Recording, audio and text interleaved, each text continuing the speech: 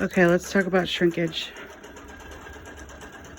Over here, you can start, basically as the design stitches, it shrinks the quilt, right? It draws it in. So with computerized quilting, it's hard to compensate for that.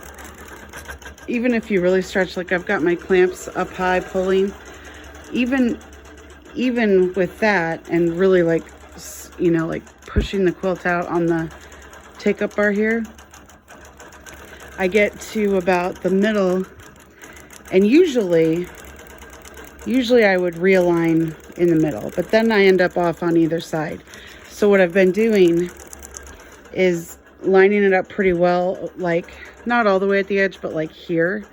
And then when it starts to get off towards here, I gently tug over here on the back, and I just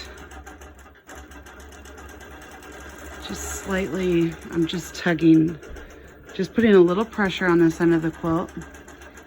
And of course, this is me bending over the quilt frame, but it's not as bad now that I've lifted the frame up.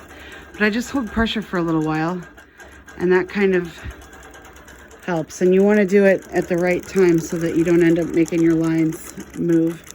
So do it when it's kind of close to a point maybe. But we'll see now how close. See how up here we were starting to get a little off.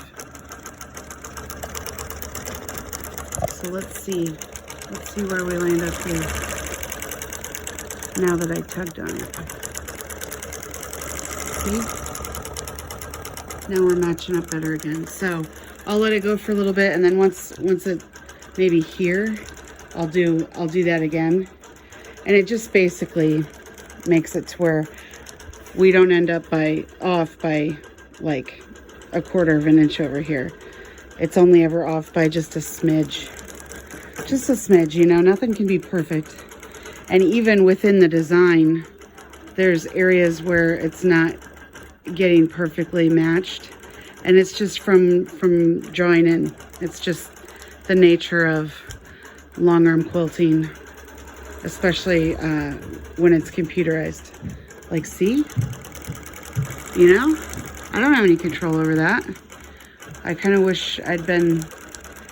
You can sit here and you can apply pressure. So like maybe on this next go around, I'll do that and see what happens. But, you know, it's a lot of extra work. I mean, you might as well call that custom quilting if that's what you're doing, is standing here. So maybe I put a little pressure to make it line up a little better. But whenever you adjust in one place, then you end up tweaking it else. You know what I mean? If I get it closer over here, then it'll be farther away over here. It's like a delicate balance. So we do what we can. And ultimately, how great does this look? You know what I mean? You don't have to look at it with a microscope. It's beautiful. And it's going to be awesome. And actually what Emily, her plan is, so she asked for 2-inch cross hatching. And her plan is she's going to go in with big stitch quilting in the middle. So she's going to quilt this whole thing herself again. But this will be like a good firm basting, essentially. So it'll be double quilted, which is cool. It's going to, I can't wait to see how that works out for her. We're getting close. This was 100 inches tall. So I feel like we're getting close to finished. But this design that I'm using is about 10 inches tall. I thought about chopping it in half, and let's look at it. So this is the design that I went with. It's called Apricot Moon cross hatching. I think the designer's Apricot Moon. I don't know. I need to look that up. But I found it on Urban Elements. And there's a lot of different cross-hatching designs. And a lot of them, it's hard to tell, but I could see this one had a quilting path associated with it. And also because it's like this, I thought, you know, it'd be easy for me to make it smaller if I wanted to do multiple rows, which I think might have worked well. Because anyways, so I almost cut off this bottom guy, and then did 2 rows to fill up.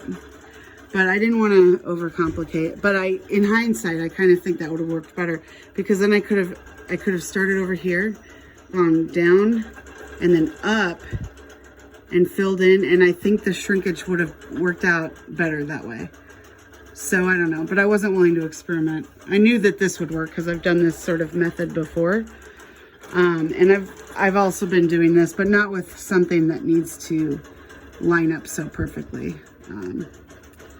You know, when it's not touching the previous row, you can kind of get away with not, you know, with the shrinkage, not making it to where it's not perfect. But whenever it needs to be touching like this, you kind of have to get a little creative. So